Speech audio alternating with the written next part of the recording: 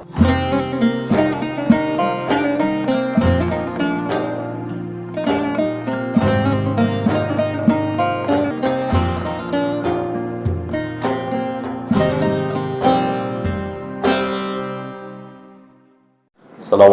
warahmatullahi wabarakatuh. Bismillah, alhamdulillah. Alhamdulillah. Alhamdulillahi haqqa hamdi hamdan hamidin. Nahmadu syukran li jami'i ni'amihi wa mazidih. Wa usalli wa usallimu ala nabiyil karim habibina wa syafi'ina wa qurrati a'yunina Muhammad wa ala alihi wa ashabihi. Amma ba'du, hadratal muhtaramin, para alim, para ulama, para asatidz, Bapak Ibu rahimakumullah. Alhamdulillah, pada malam ini kita mengawali kajian bersama saya di Selasa malam Rabu. Mudah-mudahan Allah senantiasa memberikan kesehatan, nikmat iman Islam, dan mampu menjalankan istiqomah mengaji dan mendapatkan petunjuk dari Allah Subhanahu wa Ta'ala yang bisa menerangi batin kita hingga sampai ke hadirat Allah Subhanahu wa Ta'ala. Malam ini berkaitan, kita sedang berada di Ayyamul Ashar, maka kita membicarakan tentang rahasia dan keutamaan Ayyamul Ashar. Allah di dalam surat Al-Fajr menunjukkan keistimewaan 10 hari pertama bulan Dzulhijjah ini. A'udzubillahi minasyaitonir rajim. Bismillahirrahmanirrahim. Wal fajr walayalin 'ashr wasyaf'i wal watr wal laili idza yasr hal fi dzalika qasamun lidzi hijr. Wal fajr, demi waktu fajar, walayalin 'ashr, demi malam yang 10, wasyafa', demi yang berpasang-pasangan, wal watr, demi yang ganjil, Allah yang berpasang-pasangan makhluk. Semua selain Allah itu dijadikan Allah berpasangan. Jadi makhluk itu ada laki-laki, ada perempuan, ada keras, ada lemah, ada tinggi, ada rendah, ada siang, ada malam, semua ada pasangannya. Wal watr, demi Allah yang tunggal, yang ganjil. Hal fi wal laili idza yasr, dan demi waktu malam ketika berlalu. Hal fi dzalika qasamun lidzi hijr, bukankah pada malam yang berlalu itu ada sumpahnya orang yang cerdas, orang yang jenius, dzi hijr. Para mufassir mengartikan ini adalah sebutan bagi Nabiullah Ibrahim yang disebut sebagai Dzi Hijr, yang memiliki otak yang sangat brilian. Allah bersumpah diantaranya dengan 10 hari pertama di bulan Dzulhijjah karena keistimewaan bulan Dzulhijjah ini. Rasulullah menjelaskan tentang keutamaan ini di dalam hadis dari Abdullah bin Abbas anin Nabi sallallahu alaihi wasallam maqal ma min ayyamin al-'amalu salih fiha ahabbu ila Allah min hadhihi al-ayyam, yakni ayyamil 'ashr. Qalu ya Rasulullah walal jihad fi sabilillah? Qala walal jihad fi sabilillah illa rajulun kharaja bi nafsihi wa malihi falam yarji' min dhalika bi syai'. Rawahul Bukhari wa Abu Dawud wa Tirmidzi wa Ibnu Majah.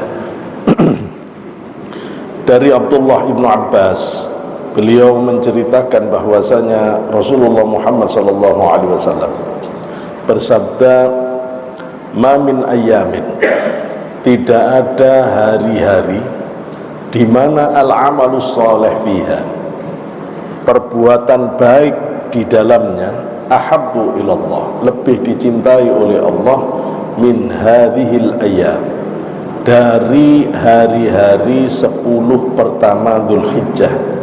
Tidak ada amal baik yang Allah lebih cintai dari hari-hari lain dibanding 10 hari pertama Dzulhijjah, ya hari-hari ini, hari-hari ini, yakni ayyamul ashar. Yang dimaksud di sini adalah ayyamul ashar, 10 hari pertama Dzulhijjah. Kemudian sahabat bertanya kepada Rasulullah, walal jihad fi sabilillah, amalan yang lebih baik daripada 10 hari pertama Dzulhijjah itu tidak bisa dikalahkan meskipun oleh jihad fi sabilillah.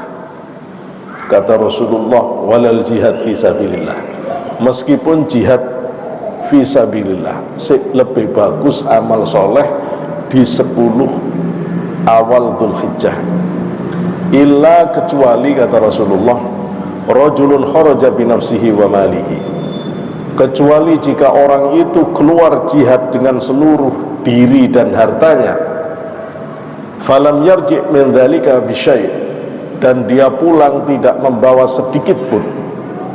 Kalau sampai dia berjuang dengan membawa diri dan semua hartanya dan pulang dari perang habis semua hartanya, baru dia lebih tinggi, kata Rasulullah.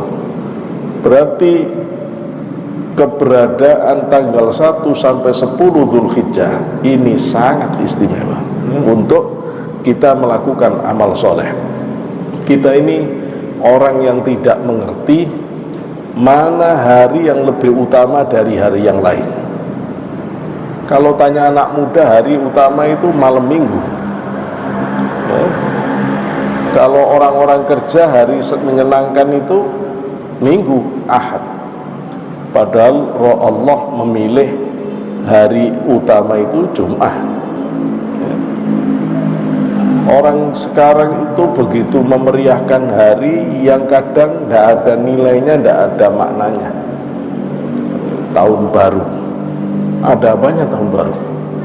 Tidak ada apa-apanya. Tapi orang sebegitu sibuknya, uang habis banyak, pesta dilakukan di mana-mana untuk sesuatu yang tidak ada apa-apanya. Tidak ada apa-apanya. Giliran sekarang ini ada hari yang sangat diistimewakan oleh Allah, tanggal 1 sampai tanggal 10, orang nggak ngerti, orang nggak nambah ibadah, orang nggak nambah perbuatan baik, karena saking nggak tahunya kalau mulai tanggal 1 Dzulhijjah sampai 10 Dzulhijjah itu istimewa.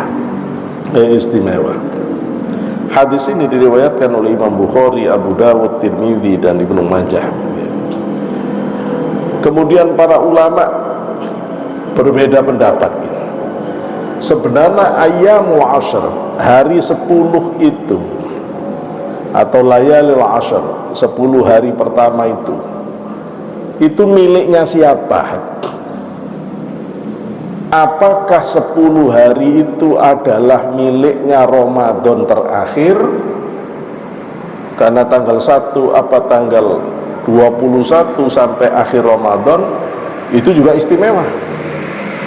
Atau itu miliknya Dzulhijjah di awal, 1 Dzulhijjah sampai 10. Itu ulama berbeda pendapat. Dari pendapat-pendapat ini, pendapat orang yang arif, kalangan muhakkikin, orang yang sudah bagus hatinya, ma'rifatullah, mengatakan bahwa kalau malam, kalau sebutannya malam 10 terbaik, itu adalah Ramadan. Mulai tanggal 21 sampai akhir Ramadan itu malam terbaik dari seluruh waktu dalam 1 tahun, 21 sampai akhir Ramadan. Tidak ada yang lebih dari itu. Tapi kalau siang yang terbaik sepanjang setahun itu adanya di 1 sampai 10 Dzulhijjah. Jadi kalau 10 itu malam adanya di Ramadan akhir, tapi kalau 10 itu siang, kata para ulama yang ma'rifatullah, adanya di Dzulhijjah awal. Dzulhijjah awal. Kenapa? Karena di 10 terakhir Ramadan ada malam paling istimewa, yaitu malam Lailatul Qadar. Tapi pada siang 1 sampai 10 Ramadan ada siang yang paling istimewa, yaitu Arafah. Belum lagi ada Tarwiyah sebelum Arafah. Masih ada Yaumun Nahr, Idul Adha. Ada 3 hari. Ada Tarwiyah, ada Arafah, ada Yaumun Nahr. Maka betul kalau ini disebut hari terbaik itu 10 ada di awal Dzulhijjah, tapi kalau malam terbaik adanya di akhir Ramadan. Nah, itu. Kemudian sudah sepatutnya lah orang kalau mengerti bahwa 10 awal Dzulhijjah ini penuh dengan keutamaan dan kemuliaan, maka sebaiknya orang itu memperbanyak amal soleh. Apa saja amal soleh yang dianjurkan oleh para ulama? Yang pertama, at-taubah, tobat. Terutama nanti, ya mulai sekarang sudah banyak istighfar, banyak tobat ya. Banyak tobat. Jangan ngaku tidak punya dosa. Itu orang ngaku tidak punya dosa itu, ya sak berdosanya orang, sak berdosanya orang. Sampai Imam Qutb Abul Abbas Al-Mursi, muridnya Imam Qutb Abu Hasan Ali Asy-Syadzili, gurunya Syekh Muhammad Sakandari. Beliau itu kalau kedatangan orang yang kelihatannya ahli ibadah, kelihatannya khusyuk, banyak sholat ngajinya, kadang dilirik aja enggak, noleh aja enggak mau. Malah kalau yang datang itu orang yang preman, orang yang katanya orang nakal, itu malah disenyumi, malah dipersilahkan. Kenapa? Kata beliau, orang banyak ibadah, yang ibadahnya itu membuat dia merasa suci, merasa baik sendiri, merasa paling tinggi derajatnya di sisi Allah, itu jelek keadaan batinnya. Orang yang berdosa, yang dia merasa hina di hadapan Allah, dan dia bertobat sungguh-sungguh di hadapan Allah, lebih mulia. Karena taat yang menghasilkan kesombongan itu lebih jelek dibanding maksiat yang membuat orang itu tobat, taat kepada Allah. Begitu. Kenapa? Karena hakikat ibadah itu adalah al-khidmah wal iftiqar wal khidlan. Hakikat ibadah itu orang itu ngerasa hina, ngerasa sangat butuh Allah, dan ngerasa hina di hadapan Allah. Itu rahasianya kenapa orang bodoh bisa cepat naik makom di hadapan Allah, kenapa orang pinter susah sekali naik makom. Karena orang bodoh begitu zikiran kumpul bareng temennya, langsung dia letakkan dirinya, ya Allah, yang paling goblok saya, ya Allah, paling bodoh saya, ya Allah, paling banyak salahnya saya. Itu hatinya langsung bagus, sudah langsung berada di level iftiqar, dzullan waftiqar. Sementara orang pinter itu repot, Pak. Mau belajar zikir aja gengsi, karena udah terlanjur pinter. Masa aku pinter belajar zikir, padahal ya belum pernah punya sanad zikir. Nah, belum punya sanad zikir ke Rasulullah, tidak punya dia. Tapi gengsinya itu membuat dia tidak bisa tunduk, tidak bisa turun. Nah ini kadang ilmu itu menghijab orang itu untuk bisa bergerak batinnya ke hadapan Allah. Tobat, ya, orang wajib tobat. Banyak salah kita ke Allah, banyak salah kita kepada manusia, banyak ya. Baik salah secara fisik, mungkin kita pernah menyakiti orang lain, mungkin motor kita pernah nenggor mobil orang, mungkin kita banyak ya. Yang itu tidak bisa. Kalau sudah hukukul adami, tidak bisa tobat di atas sajadah, itu tidak bisa ya. Yang bisa ditangisi di atas sajadah ini dosa pada diri sendiri, dosa kepada Allah selain musyrik. Kalau musyrik harus ada tobat yang lebih khusus. Kalau ini bisa diampuni semuanya, tobat termasuk. Tapi tobat dari dosa terhadap sesama manusia tidak bisa itu.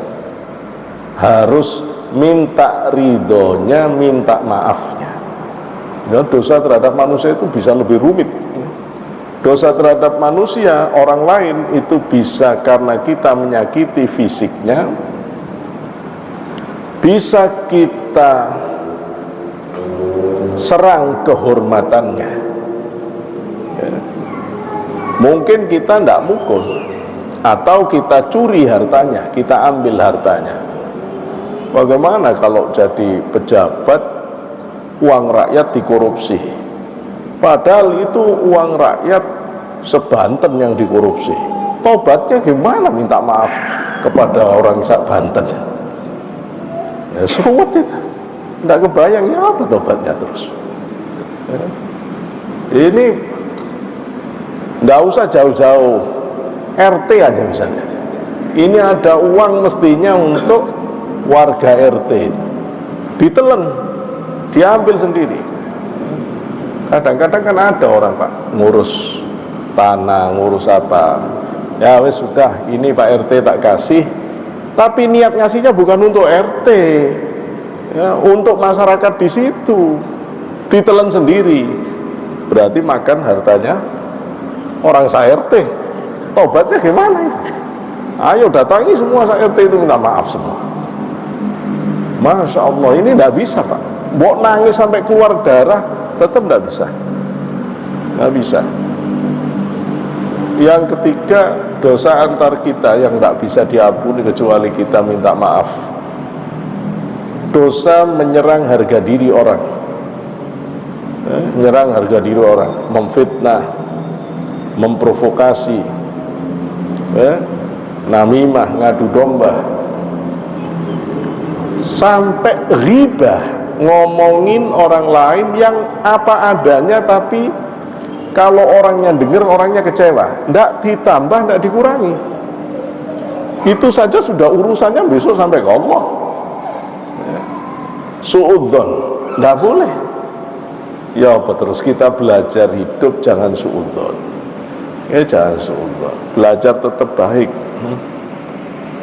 Kalau sudah tobat, nah tobat itu utamanya ada di sekarang ini, terutama nanti pada saat Arafah.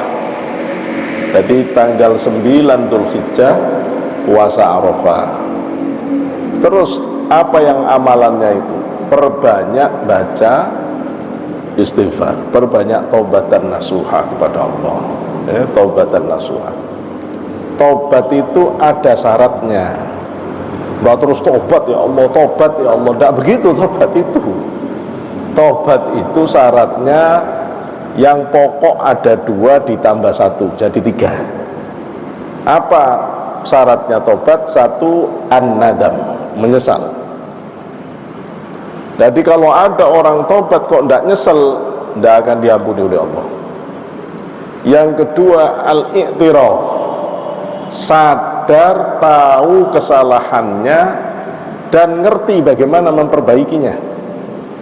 Nah, kalau orang mengaku tobat tapi tidak mau belajar ilmu agama bagaimana memperbaiki kesalahannya, ya tetap salah-salah terus. Jadi orang tobat itu harus belajar, harus ngerti bagaimana memperbaikinya. Yang ketiga, al-iqla, mencabut diri dari keadaan yang tidak diridhoi Allah dan berjanji untuk tidak mengulangi lagi. 3. Jadi tobat itu harus menyesal, tobat itu harus sadar diri, tobat itu harus mencabut dari keadaan yang tidak diridhoi Allah. Kalau 3 ini panjenengan lakukan, berarti benar-benar telah tobat yang sebenar-benarnya. Kalau mulutnya mengucapkan astaghfirullahaladzim, batinnya menyesal, iktiraf, ikhlas, nyabut diri dari keadaan yang tidak diridhoi Allah, itu yang sempurna. Tapi kalau mulutnya tok astaghfirullahaladzim min jami'i dzunubi wal ma'asi, batinnya tidak ada rasa apa-apa, tidak ada apa-apanya. Mau diulang sampai 1000 kali, ya sedikit manfaatnya, hampir-hampir tidak ada manfaatnya. Kenapa? Karena isinya tidak ada. Apa yang Bapak banggakan? Saya punya televisi 1000, cuma kardusnya doang, kotaknya doang, isinya nggak ada. Yaitu orang yang astaghfirullahaladzim, astaghfirullahaladzim, tapi tidak diisi penyesalan di hatinya. Nah, jadi tobat itu harus nyesal, harus nyesal. Nabi Adam dulu pertama kali turun ke muka bumi ini, turun di Sarondip, Sri Lanka, dekat India. Ibu Hawa diturunkan di Jeddah. Jeddah artinya Mbah Putri. Setan, iblis yang menggoda Nabi Adam diturunkan oleh Allah dengan hewan yang dipakai untuk masuk ke surga, karena iblis sudah dilarang oleh Allah, terus menyusup masuk ke salah satu hewan surga, diusir oleh Allah dari surga dan diturunkan di Irak. Turunkan di Irak. Nabi Adam nangis terus, menyesal, an-nadam, nangis terus, nangis, tidak diampuni sih oleh Allah. Kalau kita mengikuti penjelasan Ibnu Katsir di dalam kitab Bidayah wan Nihayah, Nabi Adam menyesal itu 70 tahun belum diampuni oleh Allah. Tapi kalau kita baca kitab Minhajul Abidin, Imam Ghazali menyebut Nabi Adam itu menyesal selama 200 tahun belum diampuni. Kenapa? Kata Syabdul Wahab Asy'arani, karena pada taubat Nabi Adam baru kena satu, an-nadam, menyesal Nabi Adam, tapi tidak ada iktiraf, tidak ada kesadaran diri. Ada orang kehilangan motor, nangis, tapi ya tetap dableknya, tetap tidak ngurusnya, besok dibawa lagi, hilang lagi. Loh, ini namanya bukan menyesal, bukan tobat. Dia menyesal tapi belum tobat. Ya, orang tobat itu tidak begitu, dia harus sadar diri, harus tahu diri. Nah, kapan Nabi Adam menyadari akan kesalahannya, tahu diri, bagaimana harus memperbaikinya? Ketika Nabi Adam berada di satu tempat, ketemu Ibu Hawa. Karena Nabi Adam tahu kesalahannya, tahu bagaimana harus memperbaikinya, sadar dirinya. Dalam bahasa Arab, tahu, ngerti, itu bahasa Arabnya Arafah. Makanya tempat itu sekarang dinamai Arafah. Kenapa kita ini disuruh haji? Karena kita disuruh niru Nabi Adam, datang ke tempat ini dengan membawa dosa kita. Di Arafah, tugas utama orang yang di Arafah taubatan nasuha, niru Nabi Adam supaya bangun dari Arafah diampuni semua dosa-dosanya. Kalau sampai orang bangun dari Arafah masih merasa punya dosa, berarti taubatnya belum serius.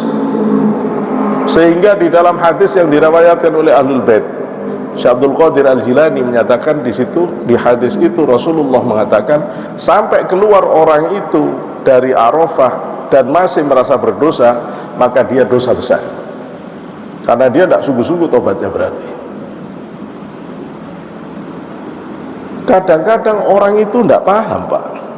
Haji yo haji, tapi tidak ngerti di Arafah mau ngapain, tidak ngerti. Ya cuma ngobrol tok. Kalau Mekah orang tidak usah diajari. Begitu sampai Mekah melihat Masjidil Haram yang megah, masuk melihat Ka'bah pasti nangis. Kecuali orang yang ketutup mata batinnya. Kalau tidak pasti nangis. Ka'bah itu punya vibrasi spiritual yang maha dahsyat, yang pasti akan menghabisi perasaan kita. Nangis kita. Tidak usah diajari untuk ta'zim ke Mekah, orang sudah bisa. Madinah orang nggak usah diajari, ada Rasulullah di situ.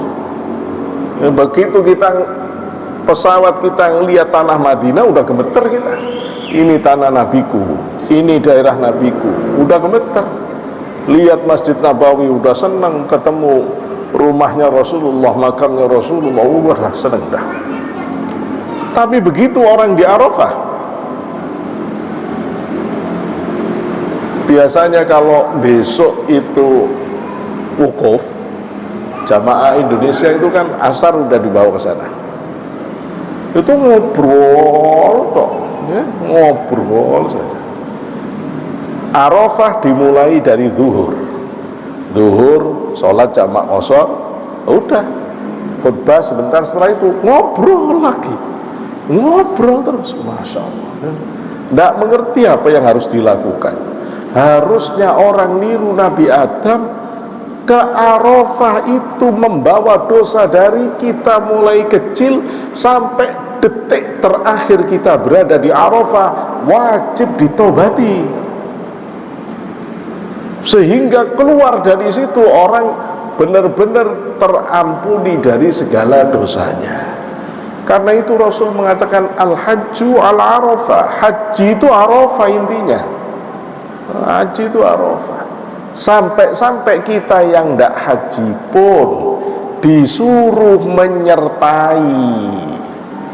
Menyertai itu artinya disuruh tobat juga, gitu loh.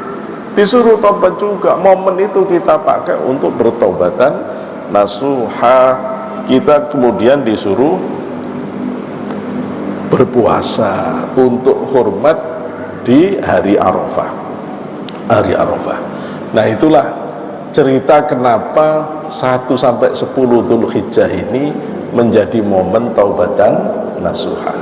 Kalau Imam Ghazali dalam kitab Minhajul Abidin, beliau menjelaskan taubatan nasuha tidak cuma menyesal, tidak cuma berilmu mengetahui dan berkomitmen meninggalkan maksiat. Tidak cuma itu, ditambah satu kalau taubatan nasuha, kata Imam Ghazali, menutup semua pintu, semua perantara, semua hal yang bisa menjatuhkan kita kepada dosa masa lalu. Itu namanya taubatan nasuha. Misalnya ada orang selingkuh, terus dia mau taubatan nasuha, tapi fotonya masih ada di kantongnya, tidak nasuha itu. Tapi nomornya masih disimpan, tidak nasuha itu. Tapi nomor kawannya yang dekat dia masih tidak nasuha itu. Orang taubatan nasuha itu semua yang akan masuk ke maksiat itu semua diputus semua. Itu baru nasuha namanya. Itu namanya taubatan nasuha. Nah gitu. Yang kedua, amal soleh yang dianjurkan oleh para ulama pada tanggal 1 sampai 10 Dzulhijjah itu adalah al-istighfar bin nawafil, yang banyak melakukan ibadah-ibadah sunnah.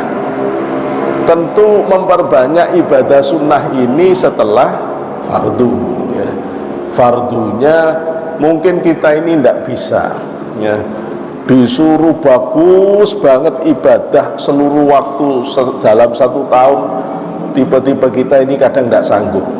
Udah 10 Dzulhijjah ini kita jaga benar.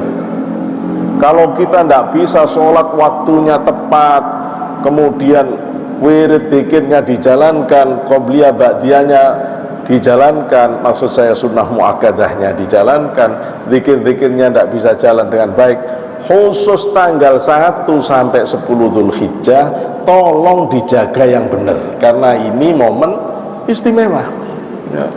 Jaga ini ya. Tidak pernah bangun malam, khusus 10 Dzulhijjah ini jaga bangun malam. Setelah itu kalau bisa bangun malam alhamdulillah ya. Tapi ini jangan sampai lolos ya. 10 Dzulhijjah ini jangan lolos, supaya bisa mendapatkan keistimewaan. Yang berikutnya, amal soleh yang dianjurkan itu adalah al-iktsar fi dzikr, yang banyak berzikir kepada Allah ya. Kenapa? Karena Allah berfirman di surat Al-Hajj, a'udzubillahi minasyaitonirrajim, liyashhadu manafi'a lahum wa yadhkuru ismallahi fi ayyamin ma'lumat ala ma razaqahum min bahimatil an'am. Di sini Allah menjelaskan bahwa haji itu tujuannya supaya Allah ingin menampakkan ya, manfaat dari berbagai tempat yang ada di Mekah, di Arafah, di Mina, dan supaya orang-orang bisa mengingat Allah dengan itu semuanya pada hari yang sudah ditentukan itu oleh Allah. Jenengan lihat bagaimana Allah mengukur orang yang hajinya mabrur itu. Di dalam ayat Al-Quran Allah menyatakan, فَإِذَا قَضَيْتُمُ الصَّلَاةَ فَإِذَا قَضَيْتُمْ مَنَاسِكَكُمْ فَاذْكُرُوا اللَّهَ كَذِكْرِكُمْ آبَاءَكُمْ أَوْ أَشَدَّ ذِكْرًا. Kalau kamu sudah selesai menunaikan manasik hajimu, fadhkurullah, zikir kamu kepada Allah. Zikirnya tidak boleh zikir biasa. Zikirnya itu kadzikrikum abaakum. Kamu kalau ingat Allah itu seperti ingat bapak ibumu. Au asyadda dzikra, atau lebih hebat dari itu ingatanmu. Ibu bapak kita itu benar-benar lengket di hati kita ya, benar-benar ada di hati kita. Seandainya saya sebut bapaknya ibu atau bapaknya bapak yang orang Tegal, Jalan Patimura nomor 40, namanya Pak Tumino misalnya, itu orang Tegal, dek. Jalan Patimura, dek. Nomor 40 Pak Tumino, itu langsung dek di sini. Kenapa? Karena nama itu sudah begitu lekat di hati, sehingga kalau disebut bapak langsung wajilat, kaget. Lu orang yang ingat Allah itu harus begitu kalau sudah haji itu. Begitu diajak afdhalul dzikri fa'alamu annahu la ilaha illallah, itu getar. Kalau nggak getar, ya apa terus? Padahal Allah minta kadzikrikum aba'akum au asyadda dzikra, seperti ingat bapak, ibu, atau lebih-lebih lagi ya, atau lebih-lebih lagi. Waliqaulihi alaihi salatu wassalam, juga dipentingkannya banyak zikir pada ayyamul ashr, 10 awal Ramadan, awal Dzulhijjah ini, karena ada hadis Rasul yang mengatakan ayyamut tasyrik ayyamu aklin wa syurbin wa dzikrillah. Hari tasyrik itu adalah hari makan-makan, hari minum-minum, hari berzikir kepada Allah. Hari berzikir kepada Allah, terutama kalau zikir adanya di yaumut tasyrik. Lebih khusus lagi, idharut takbir 1 sampai 10 Dzulhijjah, bahkan nanti sampai 13 tasyrik, itu hari yang bagus untuk takbir. Tapi di sini dijelaskan wa yasunnu idharut takbir al-mutlaq min awal yaumin min ayyami Dzulhijjah fil masajid wal manazil wat tarafat wal aswaq wa ghairiha. Zikir itu ada dua. Takbir itu yang dimaksud di sini ada dua. Ada takbir mutlak, ada takbir khos. Kalau takbir mutlak itu Allahu Akbar, Allahu Akbar, Allahu Akbar, Allahu Akbar. Mengucapkan takbir Allahu Akbar, Allahu Akbar, Allahu Akbar dari tanggal 1 sampai tanggal 10 itu bagus. Itu yang dimaksud takbir secara umum. Tapi takbir secara khusus itu nanti baru diucapkan sejak Idul Adha malam. Jadi begitu asar, begitu maghrib matahari tenggelam, Arafah kita buka, masuk matahari, besok sudah 10 Dzulhijjah. Nah itu mulai malam itu kita takbir khusus sampai tanggal 13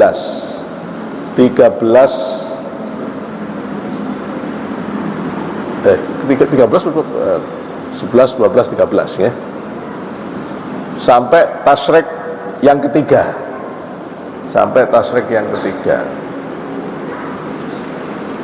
kita itu takbirannya khusus ya. Kita sering menyebut takbiran Allahu Akbar, Allahu Akbar, Allahu Akbar, la ilaha illallah, wallahu akbar, Allahu Akbar, walillahil hamd. Terus itu sampai para kiai biasanya kalau Idul Adha sampai selesai tasyrik itu ndak dikiran ba'da sholat astagfirullahaladzim, ndak itu. Jadi begitu assalamualaikum, assalamualaikum, paling astagfirullah 3 kali langsung takbiran Allahu Akbar, Allahu Akbar, Allahu Akbar. Ya karena itu tempatnya zikir khusus ini. Itu memang zikir khusus untuk Idul Adha dan Ayyamut Tasyrik. Idul Adha dan Ayyamut Tasyrik. Nanti hari tasyrik yang terakhir, batas akhirnya matahari tenggelam. Kalau matahari tenggelam sudah jangan takbiran seperti itu lagi. Ya, sudah selesai. Itu amal soleh yang diharapkan, yakni takbiran. Yang berikutnya amal soleh yang diharapkan kita lakukan di 10 Dzulhijjah itu puasa. Bagus kalau panjenengan banyak-banyak puasa tanggal 1 sampai tanggal 10 ya. Tapi kalau tidak bisa ya paling tidak nanti Idul Arafah ya. Kenapa?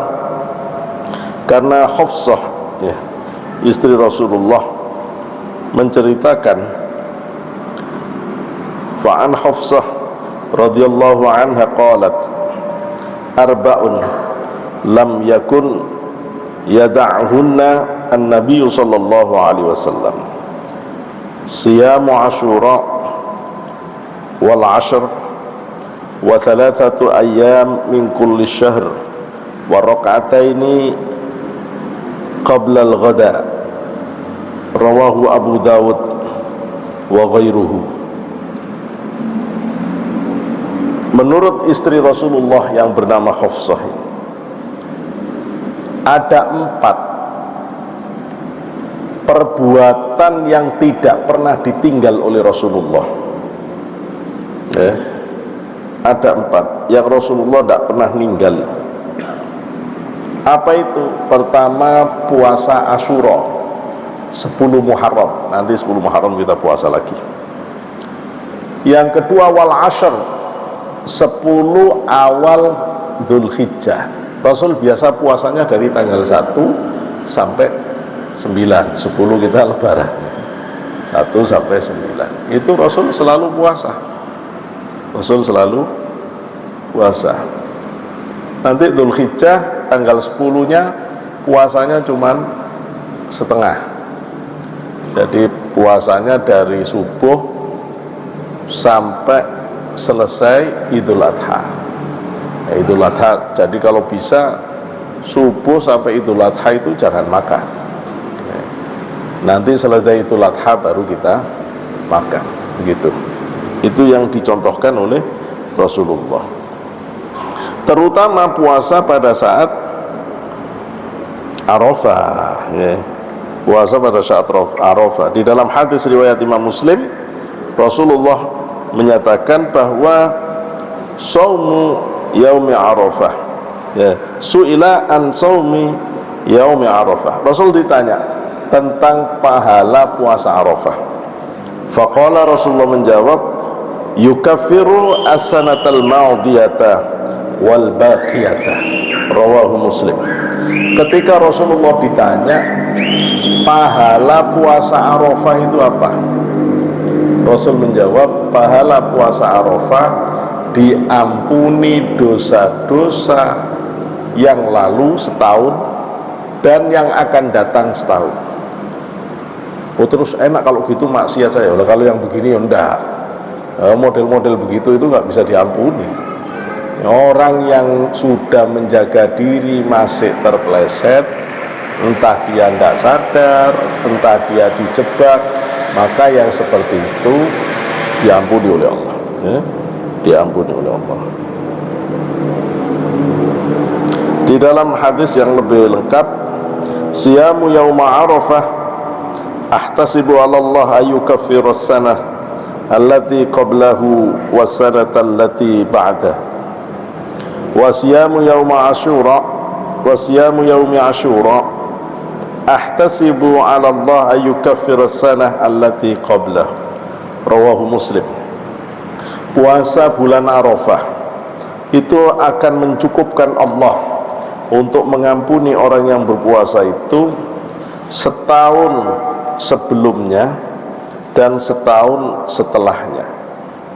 Adapun puasa Asyura, kata Rasulullah, 10 Muharram, mencukupkan Allah untuk mengampuni orang itu setahun sebelumnya. Setahun sebelumnya. Itu. Maka jangan sampai tidak puasa. Nanti Arafah puasa, ya. Kalau lebarannya hari Senin, berarti puasanya hari Ahad, ya. Itu, ya. Kemudian yang berikutnya, itqum minan nar. Ini bukan amalan, tetapi kita banyak berdoa saja, ya, berdoa munajat.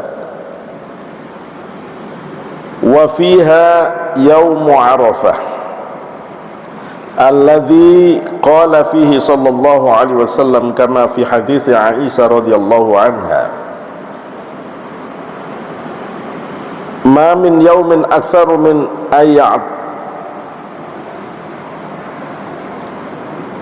ma min yaumin aktsaru min ayya'tiqallah fihi 'abdan. Okay. Ma min yaumin aktsaru min ayyu'tiqallahu fihi 'abdan minan nar min yaumi Arafah wa innahu la yadnu summa yubahi bihim al malaikah fayaqulu ma arada haula. Dari Sayyidah Aisyah, Rasulullah bersabda, tidak ada hari di mana Allah membebaskan hambanya dari neraka yang lebih banyak dari hari Arafah. Tidak ada, ya. Hari yang Allah paling banyak membebaskan orang dari neraka itu adalah Arafah. Arafah. Wa innahu layadnu, pada hari Arafah itu Allah mendekat, ya. Summa yubahi bihimul malaikah, kemudian Allah membanggakan di hadapan para malaikat.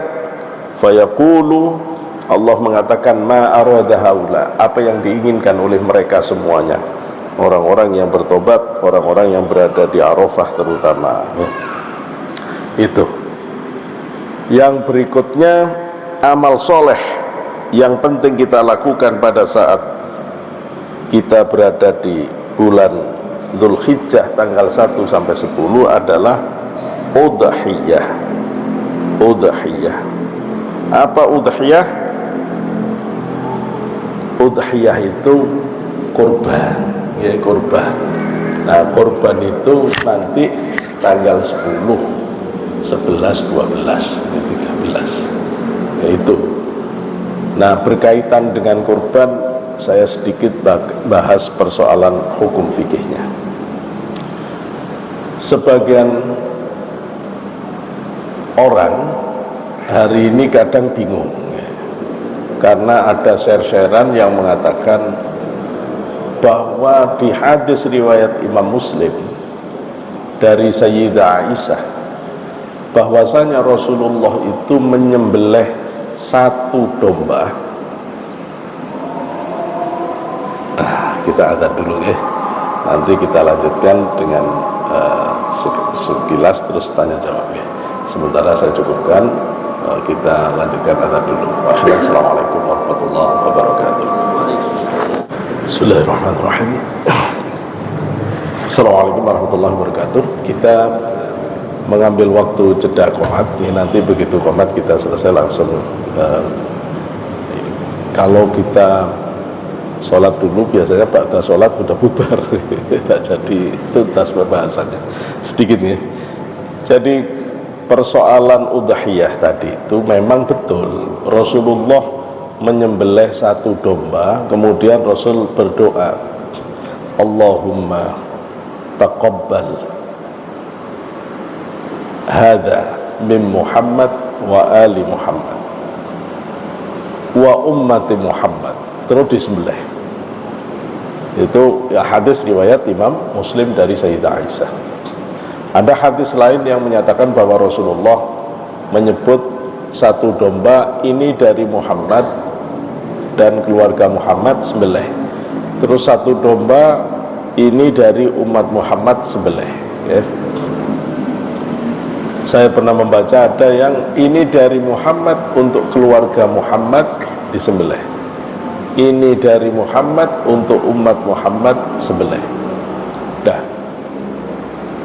Ini kemudian yang dijadikan dasar bahwa satu domba cukup untuk satu keluarga. Karena nyatanya Rasul nyembelih satu domba untuk dirinya dan keluarganya, satu domba untuk umat Islam.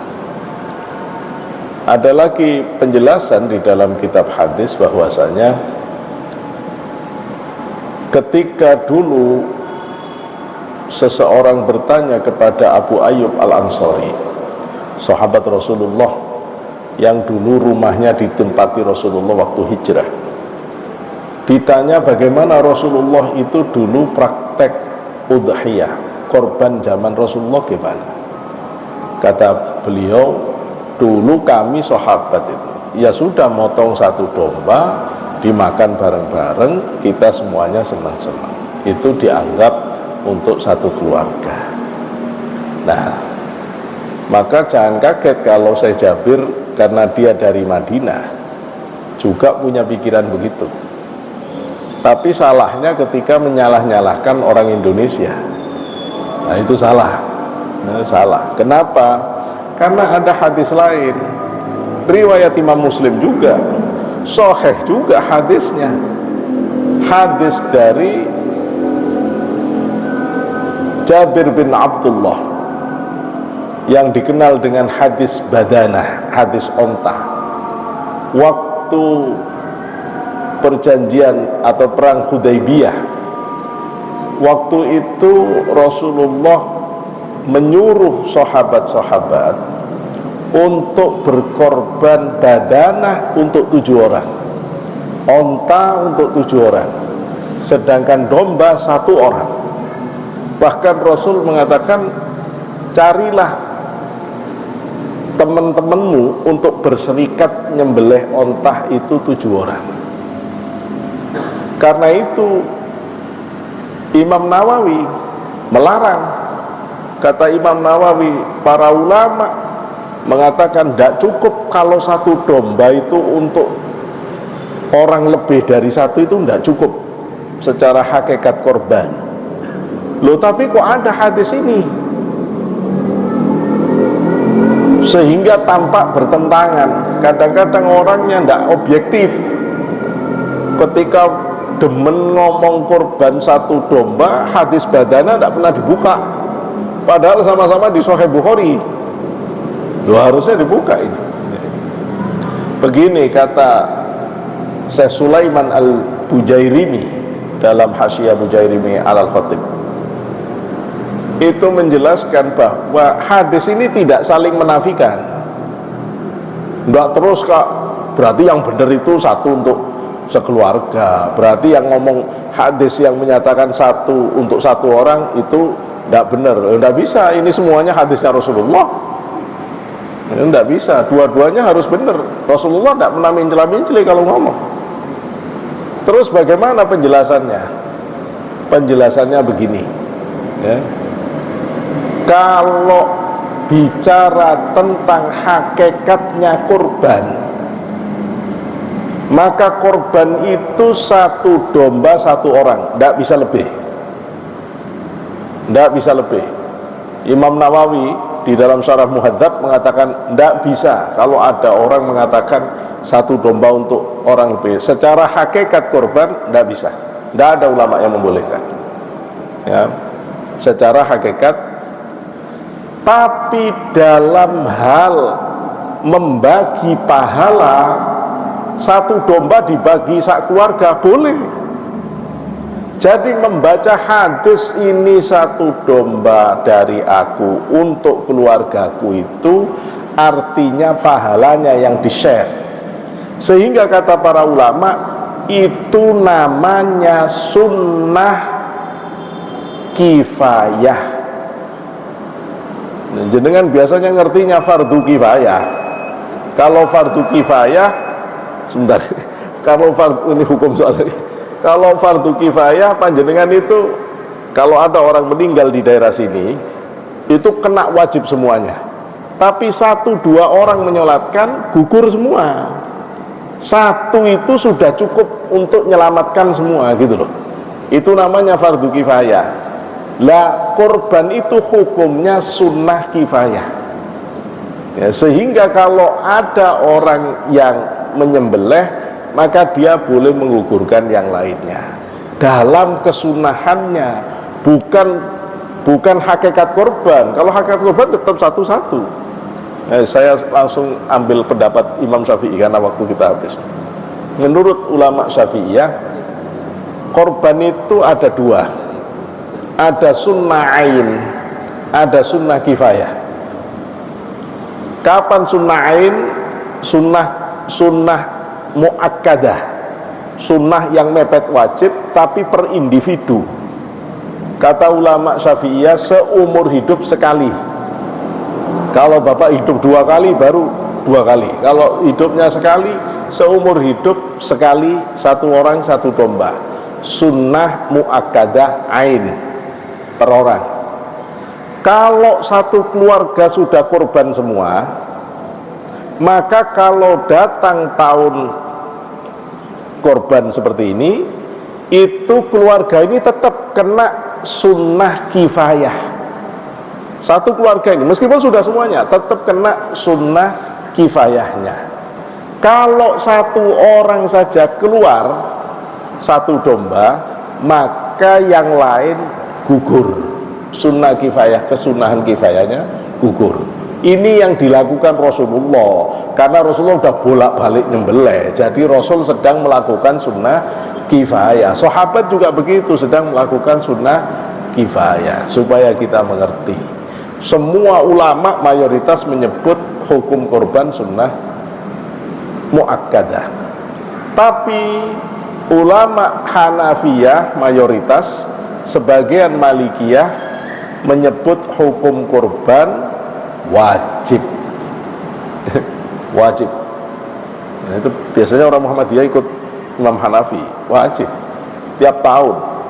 Nah, tiap tahun wajib. Kenapa? Karena ada hadis Rasul yang berbunyi, man kana lahu sa'atun falam yudhi fala yuqarribna atau fala yuqarribanna musallana. Siapa yang punya keluasan rizki kok ndak korban, ndak usah deket-deket masjidku, ndak usah deket-deket musollaku. Kata Imam Hanafi, ancamannya Rasulullah ini ndak cukup kalau sampai sunnah, sampai ndak boleh deket-deket masjid kok, apalagi masuk. Ini harus wajib ini, makanya dijadikan hukumnya wajib oleh Imam Hanafi. Imam Syafi'i apa ndak tahu? Tahu Pak hadis itu. Terus kok tidak wajib juga? Karena Imam Syafi'i punya hadis lain, di mana hadis itu Rasulullah menyatakan ada 3 hal yang aku wajib, kamu sunnah. 1, sholat witir, Rasulullah wajib, kita sunnah. 2, puasa Asyura, Rasulullah wajib, kita sunnah. 3, udhiyah, kurban, aku wajib, kamu sunnah. Sehingga akhirnya hukum adalah sunnah muakkadah. Ya, saya kira ini tambahannya. Mudah-mudahan ngaji ini dijadikan ilmu yang manfaat, ilmu yang bisa kita bawa sampai ke hadirat Allah Subhanahu wa taala. Ala hadina kullina tasallu hadratul muslimin al-Fatihah. Bismillahirrahmanirrahim. وفي العمل فمن ربنا لك الحمد كما ينبغي لجلالك الكريم وعظيم سلطانك الحمد لله رب العالمين.